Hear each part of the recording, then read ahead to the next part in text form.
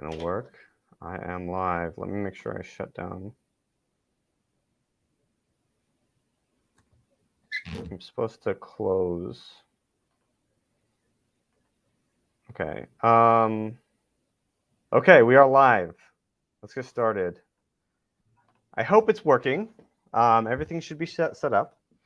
But I just wanted to introduce myself. My name's Henry. I'm in America in the Midwest. This is Jono. I believe you're from Australia and you moved to the Netherlands, right?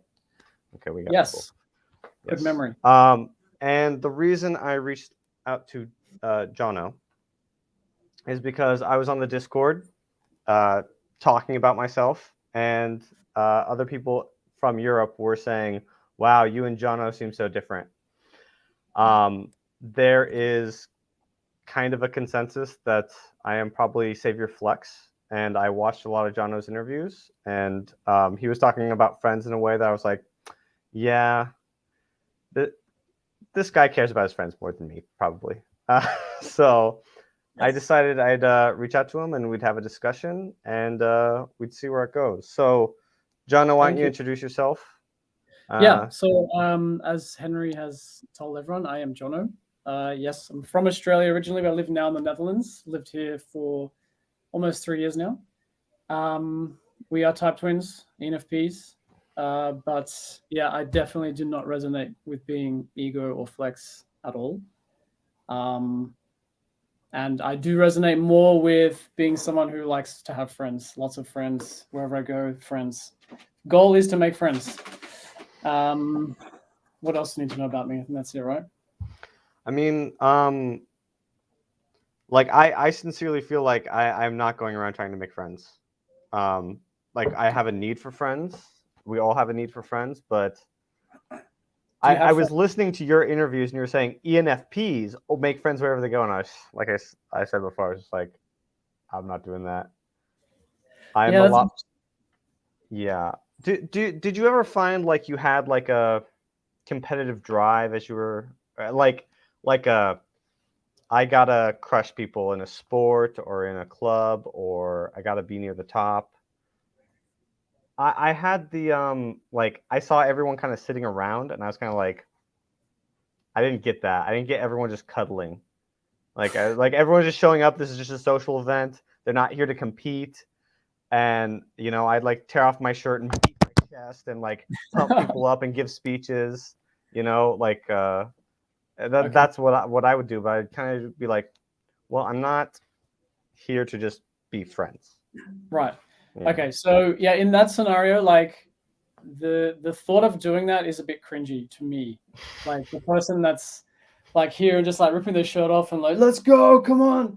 I'm like, okay, we get it. Yeah, we're here to have fun, but let's just chill a bit, right? Let's enjoy the people around us, type scenario. But yeah, the question was like regarding like the difference between friends and ego, right? So from my perspective, like wherever I go, like as an example, me moving to the Netherlands, like the number one thing that was on my mind was like, I need to make friends. I need to find a friend group. I need to connect with people. And I feel like that I just have that on my mind all the time. Like I'm always just kind of going through life, looking for going through experiences and always trying to connect with a group, like trying to find, okay, where can I vibe, basically. But for you, is it more like, where can I win? Like, how can I? So, for instance, Jono, I have a few goals. One of them is to write a book series, a story that I've been working on for a long time. Okay. This kind of fantasy sci-fi novel. And the other thing is like, I gotta become, you know, I need to up in my career and have a life. But it feels like that comes before. I'll write the book and inspire people and then I'll have friends. It's not, it doesn't feel like I can just go straight to you and I'll be your friend. Other than if I feel like I need to, it feels like I might need to get something out of it a bit. Okay. Or like, can you help me process something? Like, but it's like, I mean, I went out with a friend last week, after months of not seeing them, one of my few friends. and you know, we play pool and we play at an arcade, and I'm just like, I feel bored. I don't feel the point of like we're just playing a game. I don't. Interesting. When So he was talking business with me, when he was talking like, here's how you move, here's some advice to move up in your career, I was like, great, great, great. Like send me links, give me advice, all this stuff. But we were hanging out, and he kind of almost like said the same things. Like, yeah, I don't hang out with my friends much either. So we were kind of two probably flexers who were just like, okay, we got to maintain this thing, you know. so you find yourself connecting more with other flexes. They're your friends. It But you're not really friends because you're competing against each other. It's fake friends. No, I don't know. It kind of does happen that way. And like I said, I'm up in the air whether or not I am a 1 or a 3. And in fact, I've been processing this stuff for a while because this information was revealed to me probably more than 6 months ago. Like I was kind of like telling people about it, like I was kind of obsessed with it. And I thought I was a 1 for a while, and I'm not sure, and I'm not sure if I even like care anymore, because all that matters is my mission. It's like, does it matter if I'm a 1 or a 3 if I want to write this book and inspire people in this way and tell this story? Yeah. It doesn't. I got to put in the work. It doesn't. What does it matter? But it can make your head spin, and I've been, like I said, I've been processing it for a while. So yeah. But it does seem evidently clear that you are either a 1 or a 3.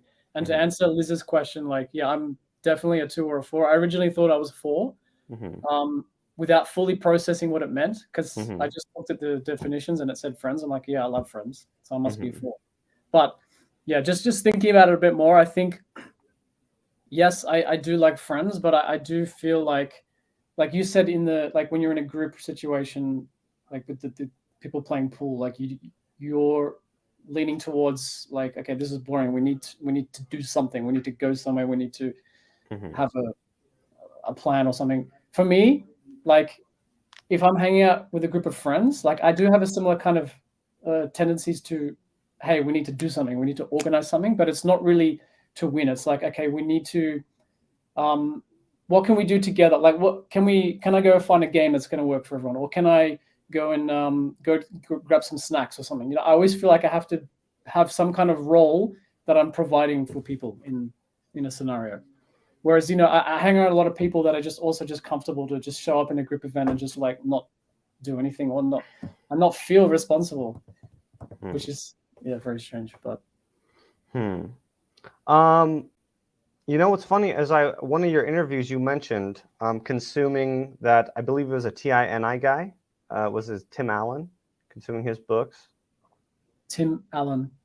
Something Allen. Something Tim Allen. Allen's actor, yeah. What? Tim Allen is the actor from Home Improvement. I know it's a different Allen, and they're both, I think, TI. But David Allen. David Allen. It was David Allen. I need to read that book because you said that helped you organize stuff. Yeah. Yeah, it's good. I mean, I've read it like twice. It's the only book I've ever read more than once. And I also had the audiobook as well, which I don't like audiobooks, but anyway. I love audiobooks. Yeah, okay. Interesting. Yeah, it's great. Like, I would say, if you were to approach it, don't try to replicate the system that he outlines, because it's a very TI and it's very NI and it's fucking ridiculous. I basically just came to the conclusion that, okay, I'm going to read his book. I read his book. I understand the concepts of what he's making. Now I need to go and make my own system based off his concepts, and that has worked so much better for me. The name of the book is Getting Things Done. Getting Things Done. Nice. So the funny thing, last thing, right? I watched his like typing video, and I was like, that I started going around like preaching to people like, guys, you need to have four basically 4 priorities. Any more and it's a worky mess space. You'll just be distracted. Right. And I've tried to replicate that. But it's kind of just been like one thing at a time so far. There was a story Warren Buffett like had a pilot, and he's like, write down 15 things that like you 15 goals, and he's like, cross out the bottom, everything but the top 3. Exactly. Yeah. Question for you, like, what are your long-term goals? Or if you have any, or is it kind of just Good question. Long term, how far are we talking? Like 10 years? Yeah, let's talk 10 years. Good one.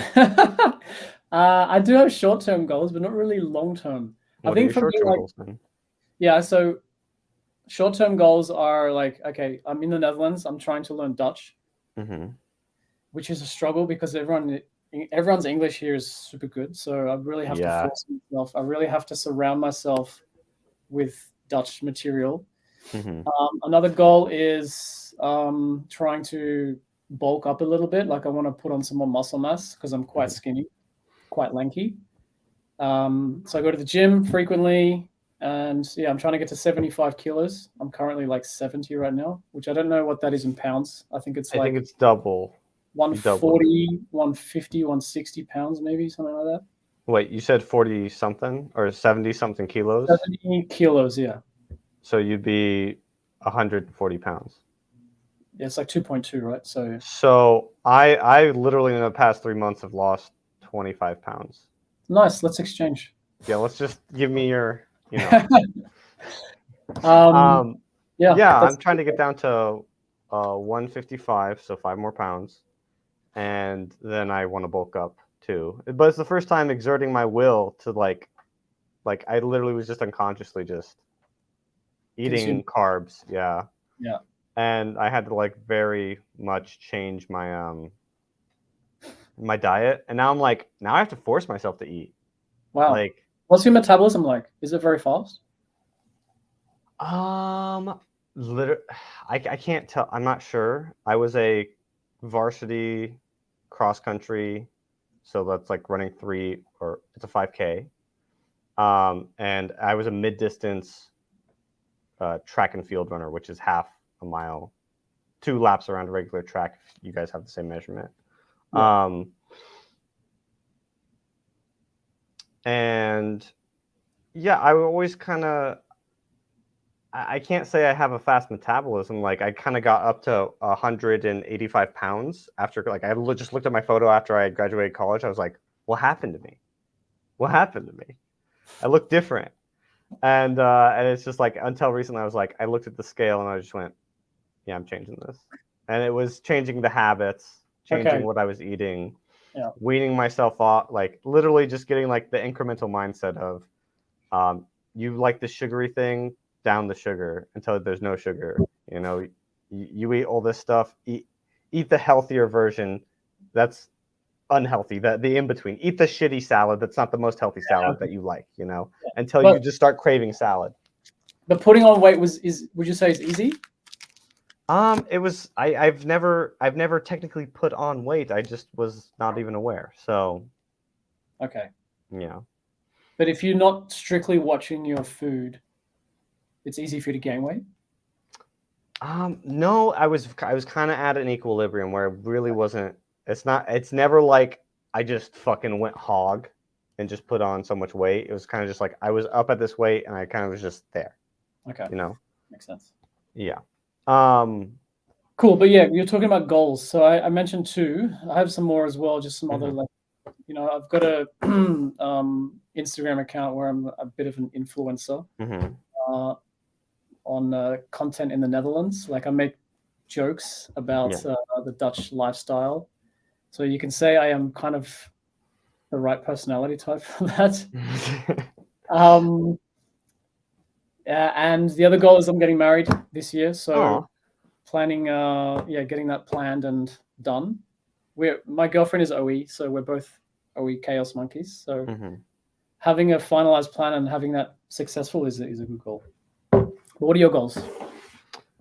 Oh God, like I want, literally, it's fucking crazy. It's I think I'm gonna write a book. the book will be the basis of a new institution. The institution will draw new elites. The elites will overthrow the old elites. We'll make a new art scene. We'll change the world. We'll change how people see the world. And I'm just like, wow, you're getting pretty far out there, buddy. You're cocking a lot on this. I had a moment where I was just like, what if none of that happens? What if you fail? And I was like, it literally just felt like, oh, you'll die. And I was like, and then I had to fight myself and go, no, you're gonna be happy no matter. You're gonna find a way to be happy. That's what I had to tell myself. It was really intense. It was really intense. So what's the book going to be about? Oh, the book. Get me talking about the book. The title of the series is called The Masters of Madness. Okay. And the premise of the book is it that... fiction or non-fiction? What? Fiction or non-fiction? It's fictional. Okay, cool. So, do you want me to give you the story or the meta story? Meta story. Okay. So, get me talking about Tolkien. Ooh, okay, nice. So, Tolkien. So there was this thing before, like Tolkien basically changed the game for fiction. Before Tolkien, fantasy was pulp fiction for kids. It was just fairy tales for children. Okay. What Tolkien did, so there's kind of this, we kind of see this kind of over time, this organizing of stories. So traditional folklore is disorganized. If you go into like the Poetic Edda, it's kind of like if you go into mythological stuff, it just kind of feels like sometimes there's just a beginning and an end. It's not structured. Tolkien essentially studied all this fiction, this mythology, literally ripped the names out of like Norse mythology, Gandalf and all this stuff, and he modernized it. And okay. What modernizing something is it's in a sense like going, we're going to organize this and improve it, and we're going to like make there be a coherent through story. And like we believe that's we're going to improve stuff. That's kind of what the modern story essentially was. And then there's the postmodern story, which is kind of where we're at now. And postmodern is your meta stories are fake. We're going to deconstruct them. Right. What I want to do is I want to tell the meta-modern story. And meta-modern is postmodernism, which is deconstructing postmodernism to allow the reemergent of sincere beliefs. Because we are in an age of deconstruction, and I see that everyone is depressed, or not everyone, maybe I'm projecting. I want to tell a meta-modern story, and you see meta-modernism as a culture kind of pop up in internet stuff where it's like, I'm going to say something ironic, but I actually kind of really mean it, you know? But it's very just amyloid and chaotic. So that's zoomed out. The concept is that it is in a basically, I want to mythologize the problems of the modern day in a fantasy setting. So I create analogous technologies to ours. So a kind of a different take on the phone that's more magical. Like, so instead of a phone that has a screen, they have a cylinder of glass where dyes come up from the bottom and make holograms. A dye glass. Okay. And so they're dealing with some of the same problems we're having today. But it's still fantasy. And the premise is all the magics of the world came from all the cultures of the world and their mindsets. But what has happened over time in this modern type of day, it's kind of like, imagine it's just like 100 years past us with just like telecommunications. 100 years behind us, 100 years in the past with telecommunications, so they're where we are at socially. Okay. So all the cultural magics of the world have come through and started to devolve into mental illnesses. And so the philosophy of the people at the top is essentially, I studied psychology, and part of my interest in this OP stuff is like, is there a connection? Like Jordan Peterson says something like, your head's like a balloon. It's surprising that it only blows out in one spot. So Mm-hmm. people have been very resistant to associating any of this stuff with certain disorders or how it interacts with it. But I think it would be a very important step. Back to the story. Sorry. So I'm sorry. I'm so OE. I'm so NE. I know. That's So fine. Don't apologize. I'm following. okay, you're NE too. Great. You can follow. Exactly. Awesome. So so there's all these like magics that have kind of come from mental extremes, mental disorders, but the top of it is the philosophy of feeling good, of hedonism. And the people who are manic have decided we are going to inflame our emotions. We are always going to feel high, and we will do that and spread this joy to the world, this joy that is really unsustainable. And the main character also deals with this magic powers, and so bipolar in this world is linked to controlling fire, hot and cold.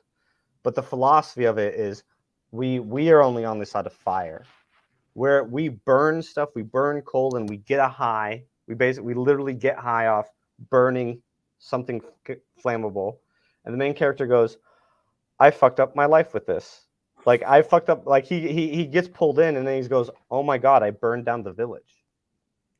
I burned down the village by not controlling myself." So it's on him to become the master of his own madness and balance and go, no, like I need to tap into the other side. I need to tap into the sadness and then save everyone and make a new magic, a new art form.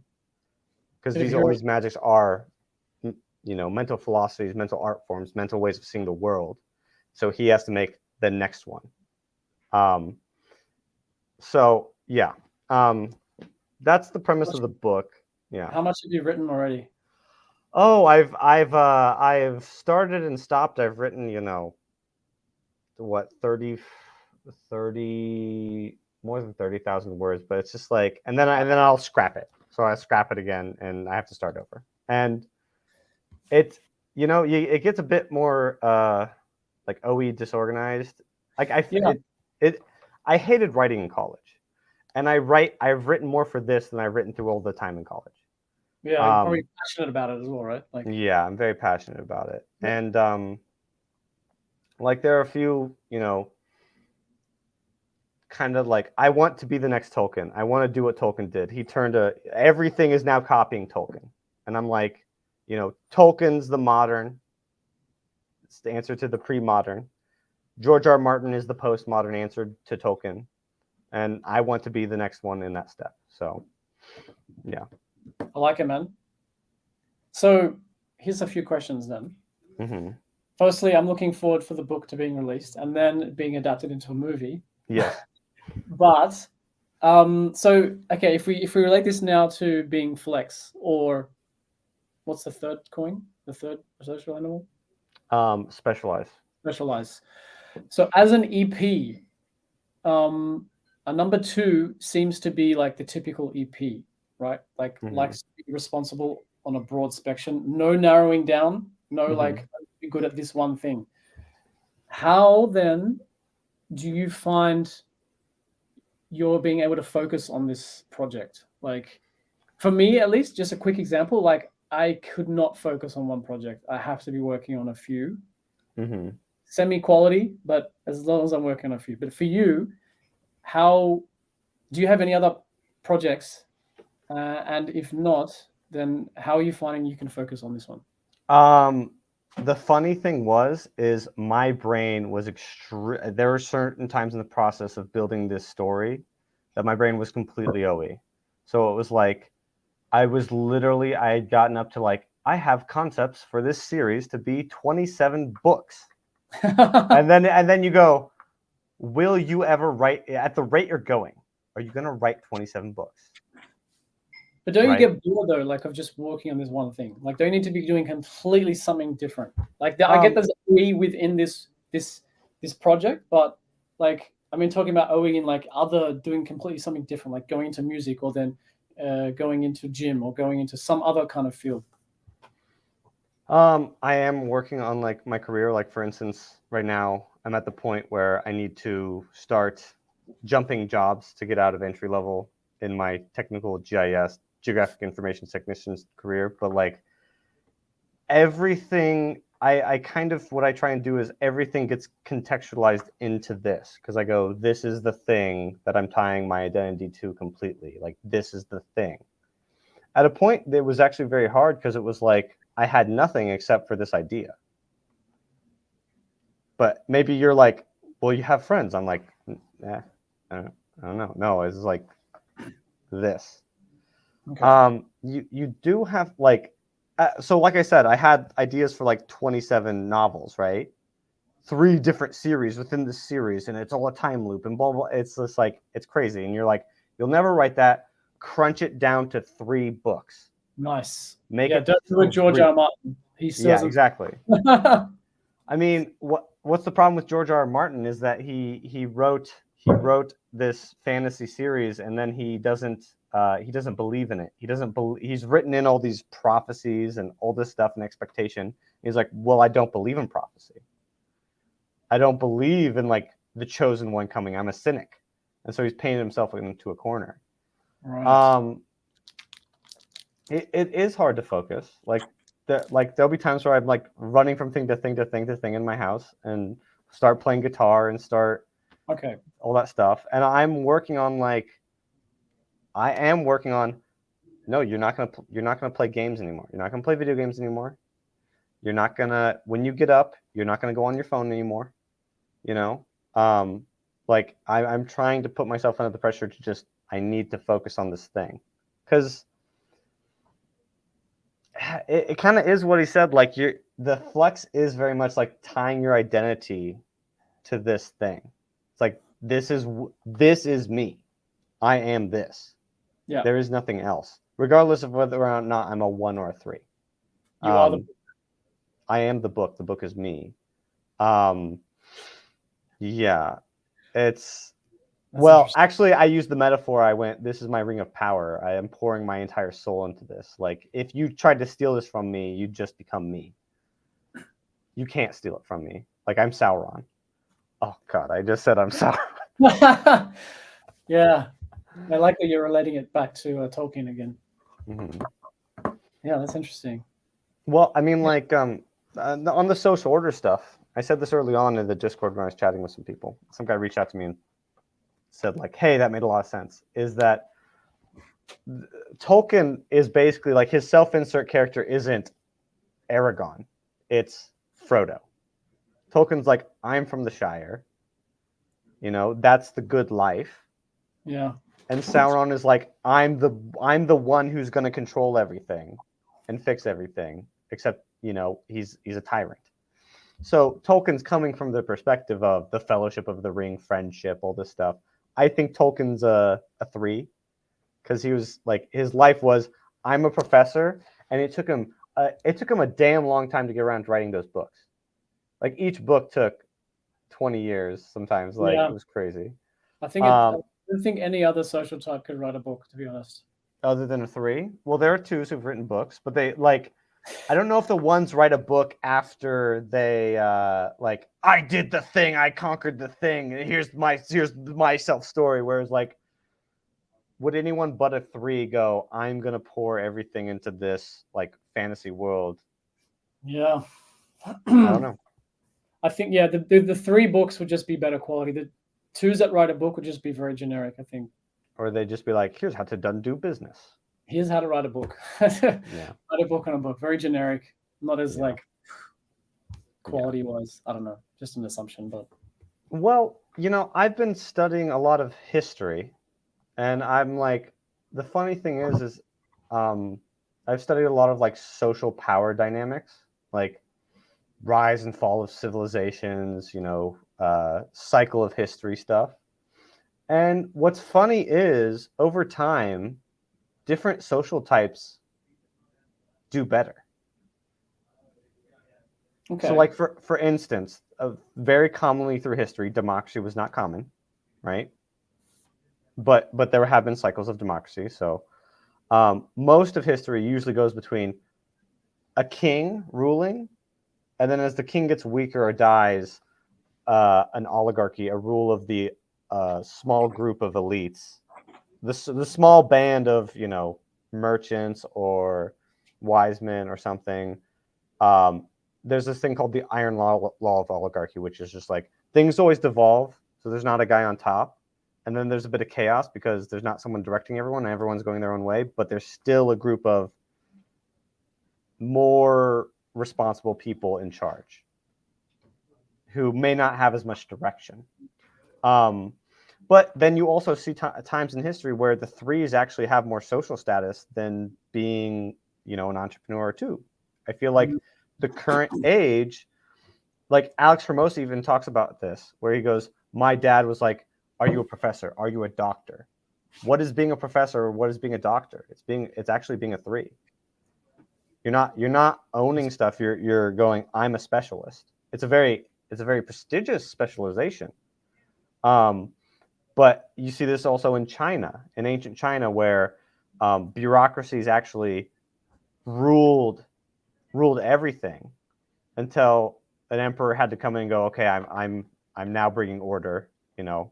But like there were times where the bureaucracies were maintaining certain technologies, like in the Bronze Era, there were bureaucrats who would tell the farmers how to farm, and when the Sea Peoples came and destroyed every Bronze Age civilization, and there were only 2 bronze mines, and once those went, and there was a volcano that went off at the same time. Okay, I'm ranting. I'm being observant. But like the farmers didn't know how to farm because they lost the information that they had. They lost the people who knew. So, and they had a lot more sway at different times.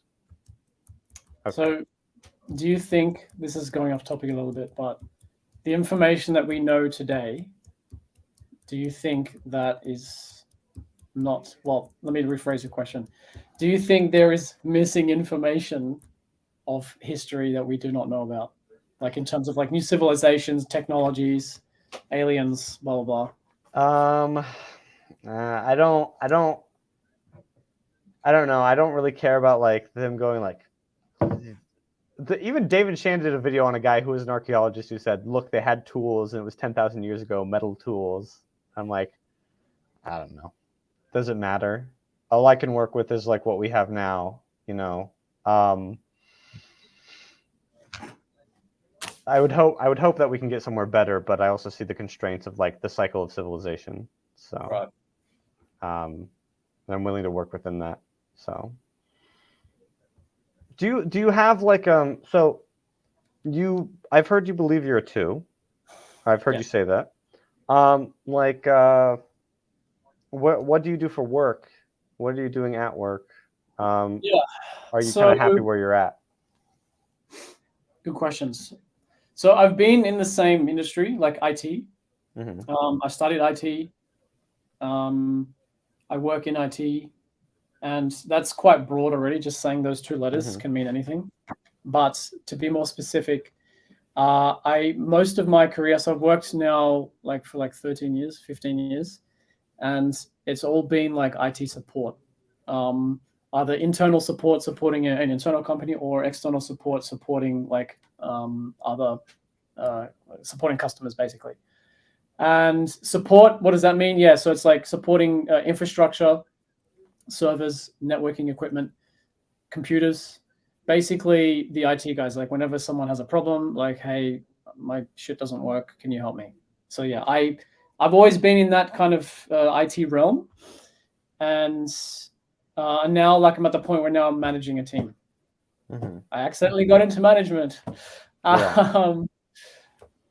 Yeah, it wasn't really intentional. Literally, I did not try to apply for a manager role. Anyway, and so what I've seen, like in terms of being a number 2, like there has been plenty of opportunity for me to specialize. Like there's been plenty of opportunity for me to like get specific certifications, like, you know, go in, understand more about programming, or get a certification on Microsoft Azure and learn more about their infrastructure and be more certified and be more specialized in that, or to do Google certifications to get specialized in that, or to get specialized on like more hardware. But the idea of having to study and specialize is freaking me out. I don't like it.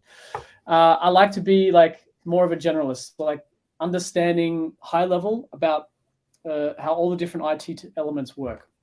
And I find like for me that actually it helps being more of a troubleshooter because you understand how all the different systems kind of interact with each other, and being able to troubleshoot specific problems, you can kind of quickly narrow down like where the issue is coming from. Am I happy? Yes, I'm very happy with what I'm doing now. Like I'm an IT manager, and I get to manage now a team of 2 people, part of a global team, which is in total 15 people.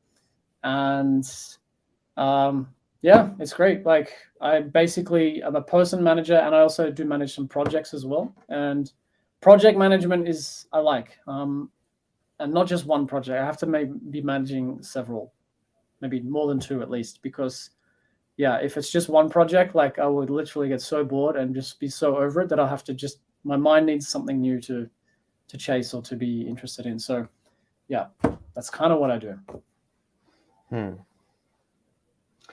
No, that's really interesting. Yeah, right. For myself, my goals right now are to move up and become a GIS analyst. Because right now I'm at the ground floor. I'm literally got my 1 year in my career, so I don't have all that time. I did jump around a few things. Like I was, I got out of college and I worked at UPS delivering packages. Then I worked at Amazon in a delivery station. Then I became a trainer there, and then I went. I need to get into my career. Like I was afraid to get into my career. I was a bit afraid to jump in. You had the drive, right? Like there was something. There was a drive. Like when I was at the ground level of that, like Amazon, I was like, I need to move up. I need to get above people. And I tried to pull people up. I try and go like, hey, you want to apply for the manager role or the training role or this? And then people would be like, nah. And that was a bit shocking to me. Okay. That people were just like, nah, I don't want that. But there was times where it was very difficult for me. Like I was a driver trainer. So I have a 2-day class where I train the people. And I had to also train other driver trainers at some point. And it was quite hard, especially being blast last, to be like, okay, guys. And also that's a very funny role for a blast last to have. Yeah, driver trainer. Training anyone is a nightmare. Just telling people what to do and how to do it. I was very nervous. Like there was a fear the first 2 weeks where it's just like I was sitting on another driver trainer, and I was like, he was like, okay, it's time to go. Like, you've sat in for 2 weeks, watched me, time for you to teach. I was like, I'm not ready. He was like, I'll do it with you or something. And it just kind of went, but it was great practice. Like, the other thing I'd have to do is we'd literally have to do like a driving course. So I'd have to just the routine of, this is how you tell people to do this maneuver. This is how you but the thing is people would give up so much. There would always be one person who's like, I can't do it, about to cry. That's frustrating, right? Oh, I loved getting in there and going, hey, I know you can do this. You got this. Let me tell you exactly what to do. You need to listen. You need to wait till the cone is here in your rearview mirror, and then you need to turn, and you will get, like, this is just practice for you to get feel for the van. Okay? And you need to do this. Like, but I always liked giving, like, I took the Myers-Briggs test when I was 16, and I got ENFP, INFP, and I read through all the profiles and went, I'm an ENFP. And the profile said inspire, and I always kind of like latched on, like, inspire is a stupid word, but inspire people. Like, yeah, I need to inspire people. Okay. I'm not afraid of that. But I'm also kind of an asshole, so I probably don't inspire people as much as I think I probably. So out of the 1 and 3 types, do you like, would you call yourself a specialist in anything? Like anything particular? I would call myself a specialist in storytelling, and not even storytelling, because I haven't even finished it yet, and you'll listen to writers who are like slam hits who are like, yeah, I wasted time for 15 years and then I finally wrote my book. and then it got made a movie, and I'm just like, okay, that takes some pressure off, but like I'm pretty hard on myself. And obviously I'm also specializing in GIS, but it's a bit, you know. Is the idea of like staying in GIS for the next 10, 15 years and specializing and getting better and better and better, is that exciting? I would say no, I need to do it for the freedom. I need to do it so that I don't get stuck. Because I feel like I'm a bit stuck if I stay where I'm at. Like I can see other people who plopped into this entry level position and they are 70, and I go, you stayed here the entire time? You never moved? Yeah. Like you never moved? So getting anxiety thinking about it gives me anxiety just hearing things like that. Like I don't understand. Yeah.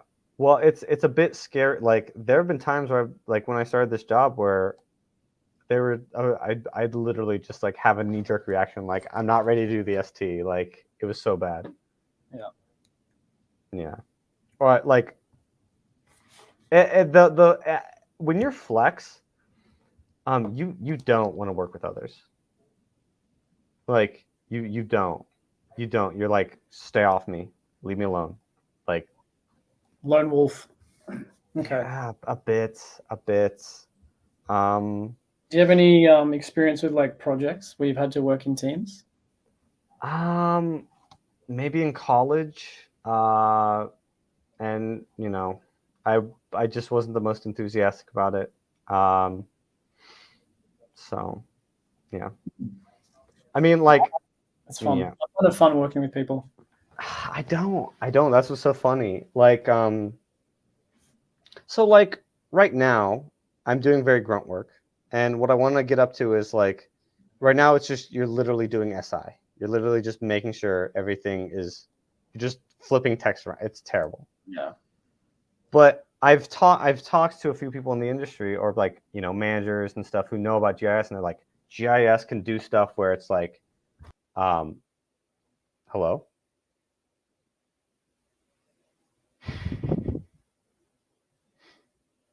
To reach out to John now.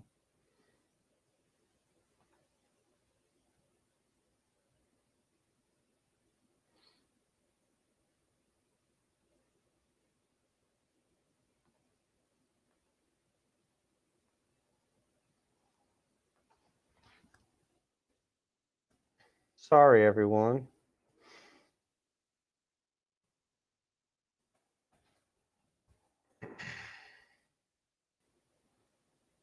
John, are you there? Can you hear me? Yes. There you are. Sorry, I sent you a message. I was like, what happened? My browser just had a spaz attack and reset. Gotcha. What I was going to say was I went into geography because I knew it was so multidisciplinary. So it's like you could do agriculture, you could do water resources, you could do you could do urban planning. Like you could be involved in all these things, and that's why I went into it, because I went, oh, it's so broad, because I'm so obsessed with so many different things, so many different subjects. But you're any, that's kind of just that's how that works. What was it about geography? Because I remember in high school, like geography was probably one of my favorite subjects. Mm-hmm.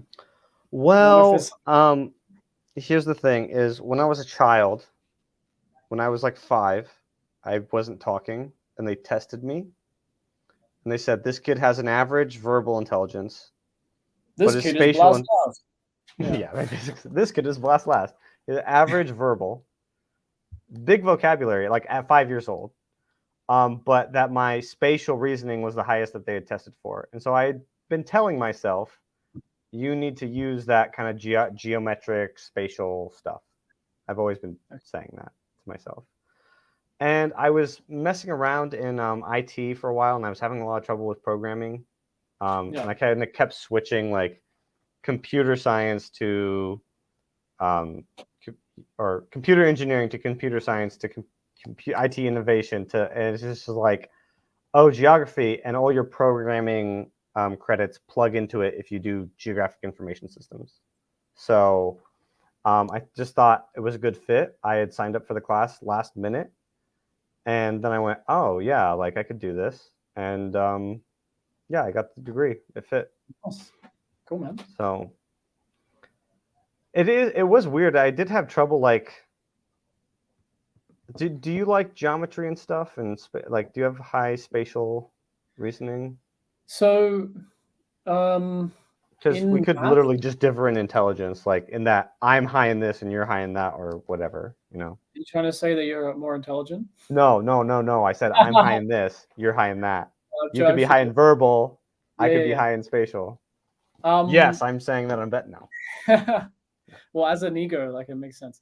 No, I remember in math, like I got top in the class for for trigonometry and geometry. So I felt like I don't know, I just liked it. It was a part of one sub-subject of maths that I liked. I really liked CAD like so much that I was like, give me more projects, because it was just like manipulating objects and stuff. But I feel like I was it's kind of annoying after I got top, because I was like, I'm audio? What? I have this spatial imagination, visual spatial, but it does seem to be a lot of like moving. And I realized like, oh, there's a lot less color. It's black and white. It's like fighting and emotion and all this stuff. So yeah, it could be linked to being masculine SF, like double masculine SF. Like we like to like moving things around space is like a thing apparently, whether it's ourselves or if it's other objects. I have a question for you. Go. Do you have any like rage issues? Rage issues. Yeah. I'm just trying to think of like examples. I remember like I got really angry once that I just kept punching my steering wheel of my car and I just broke it. That was a long time ago, like an argument with an ex-girlfriend. But I can see patterns in myself where like I can feel rage building up, and that usually comes to my spatial surroundings, like my house starting to get untidy or things like getting messed up. And living with like a feminine SE savior girlfriend, the house gets messy very easily. So there's like things trigger me like, oh, this is out of spot, this is out of place, that's out of place, this needs to be there, so I can see that can build up to rage, but I haven't really had any like rageous moments where I'm just like breaking shit. Not for a long time. Well, there's a dent in my door right there. I've broken multiple, like literally just like rage, just like. But how is it triggered? Like what's triggering it? It feels decidery, but maybe I'm wrong. Okay. People. It feels like I'll fucking show them. I'll show everyone like that. It feels like it's coming from them or coming from that, and it's like, and it's been so intense that I'm like literally. I had to take Dave's advice on like the masculine FI of like I had to start literally flexing that pulsating FI of just like and push it down to control it, because there's times it feels like there's a cancer in my chest like spreading out through my body, and it's an anger like. And there have been really dark times in my life because like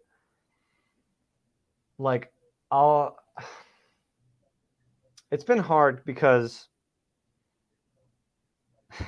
when you're not save your friends, you're like, oh yeah, I'm gonna do this thing for my ego and it's gonna help everyone, and then you're like, oh wait,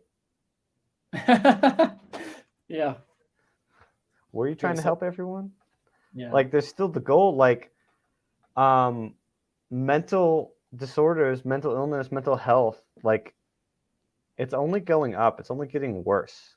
And I dealt with someone who I got attached to who was dealing with very dark issues, and I attached onto, I'll solve this problem with my story, you know. And I don't know if it's just pulling out the NF and saying the NF will solve everything. I got to be careful about that because there's still a lot of ST you got to do exactly. in your life, right? But I mean, storytelling can change a lot. A lot of people literally just have cocked stories from media in their head. They're just like, well, that one story, and now it's in my subconscious, and now I just believe that, and I don't even question it. I'm like, okay, I want to load those in. Like, I want to load in like this dark.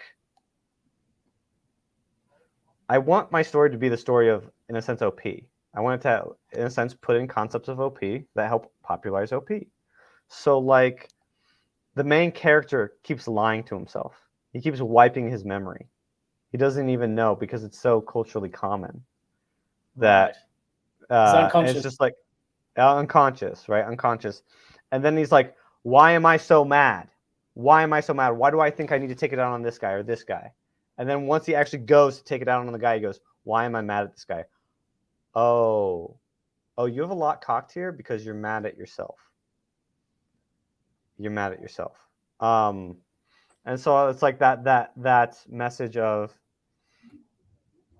being faced before like death and going like, oh my God, I have to change. Like have you felt in your life where you are dying? Like, have you gone through the depths? Like I fucking got crunched where I was like, I gotta do this. Yeah. I think for me it was more like just breaking out of religion. So I was brought up as a Christian, and like I actually was married as well, like a long time ago. You were married? When I was 21. I'm now 36, so it was a long time ago. And for me, it was like, okay, so I was in that bubble, that sphere of like religion and pressure to be married and those type of things. And there was a point like in our relationship where we kind of just like we got to just like rock bottom where like things just weren't working, and we kind of realized that we made a mistake, and like we kind of jumped into this too early, like religious pressures. And it was like there was one moment where I was like, okay, we're gonna split up. And for me, like I just like my whole belief system just crumbled because I believe that marriage is it's for God, and it's it shouldn't be broken, you shouldn't get divorced, and there's all this like you shouldn't do this, you shouldn't do that, like all this pressure built up on myself. And I had family and friends who were all like also in this same Christian community, and I just felt like if we split and if we break up, then I'm letting everyone down. And I just had this moment where I just like kind of broke down. I was like hysterical. I was in tears. And at that moment, it was also like kind of a mad release as well, because like in the moment it was horrible. It was the worst thing I've ever gone through. But then making that decision and then deciding, okay, now I'm going to I need to now rebuild my belief system. I need to now figure out for myself what I think is actually right versus what like I'm being told in a certain religion is right. So yeah, I get what you mean when you say like you faced that FI build up and it just kind of just gets torn apart. Like you kind of have to then now restructure FI and now start creating a new belief system for yourself or a new story. Yeah. In a sense. That's really rough. Yeah, well, this is the best thing that ever happened to me now. Good. Yeah, no regrets. Good. I mean, I'm a lot younger, or I'm a bit younger than you. How old are you? I'm I'm less than 10 years younger than you, but I am 28. Okay, nice. What did you say you were? 36. 36, that's what I thought. We look about the same age though. Are you saying I look old? I'm just flexing. I'm flexing. You're flexing because you look young? Well, a lot of people say I look like in my late 20s at least. Shit, you actually kind of do. I thought you were younger, actually. Someone actually asked me for ID last year when I was buying alcohol. They never ask me for ID. Yeah.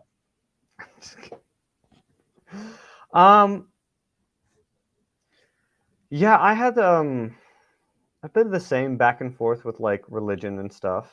And I was like fighting it in high school. So I was going like, I'd said to myself, I'm like, wait, all these people who like, you're raised in a certain religion, you ask a question, they're like, well, why did they do this? Why did these people martyr themselves? And they're like, well, because they saw the truth. And then you go, wait, what if they just really believed in their morality and they knew it was fake? I would lie about that to save the world so they could. And then I was like, oh no, like, and I used to get in quite a bit of fights over that with family. And I do think there needs to be a restructuring of our belief systems. I don't know which direction it's going to take, because psychologically I can see that the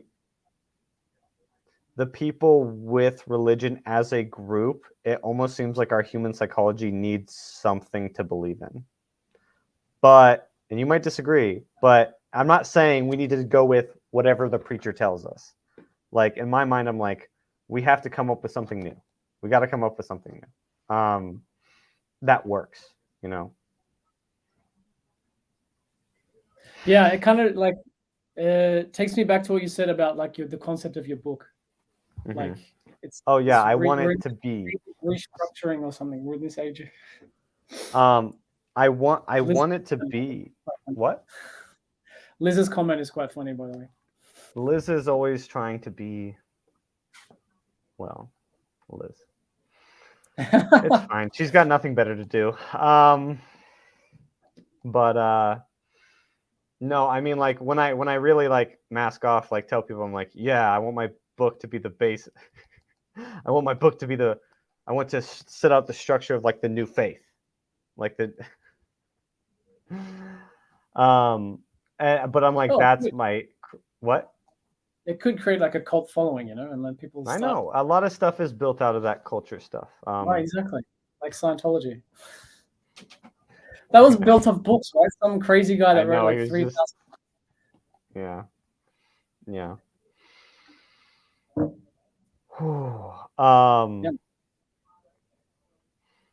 But yeah, should we find some questions to wrap up on? I think we're almost at an hour. Yeah, I think we need to wrap up soon. Is there anything you want to ask me really quick? No, I just wanted to see if we've covered like the friends and flexing spectrum. I think. Well, I think we're pretty accurate on what we think our self types are. At least what coin we're on. Yeah, I think it's quite obvious that I'm a cynical asshole and you are a genuine, kind person who actually wants real connection with people. Oh, thank you. I appreciate that. Thank you for. I like being, a cynical asshole. No, look, you're working on something which is good, something big, and I believe that you can make something of it. Yeah, that's the goal. The exponential growth. You put in all the time, and it's going nowhere, and then it blows up. So, any last questions or comments from the watchers, the two fans? Yes. Does anyone want to ask us any questions? We got a minute, 2 minutes.